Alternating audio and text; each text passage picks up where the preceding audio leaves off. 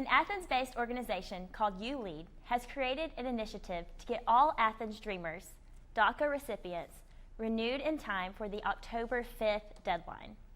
Current DACA recipients can still send in a final renewal request until then, but the Department of Homeland Security says it won't accept any initial requests for DACA from now on.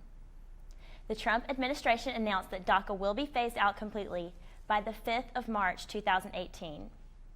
Some local organizations are doing what they can to help DACA recipients until then.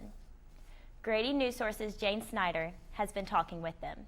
There's no breakout for the Athens area, but Homeland Security says there are more than 24,000 DACA recipients living in Georgia right now.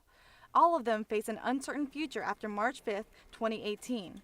Until then, local organizations are working to make it as easy as possible for them to renew their DACA registration while they still can. ULEAD Athens is not only trying to raise awareness of the renewal process, they're also raising money to cover the $465 renewal fee. Other organizations such as the Athens Latino Center for Education and Services are connecting Dreamers to legal help.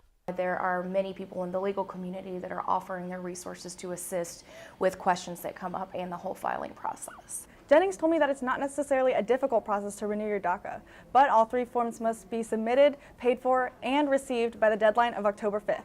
To find the forms, you can go to uscis.gov, search DACA, and click Renew Your DACA. Yolando Machado, a PhD student in UGA's School of Social Work, does research on the challenges facing undocumented Latino families in Athens. She believes that DACA is critical for the survival of some families. A lot of the Dreamers do have children and do have parents, and when they are working, this income supports a whole family. So this is not like you're going to deport this person, you are separating families probably forever.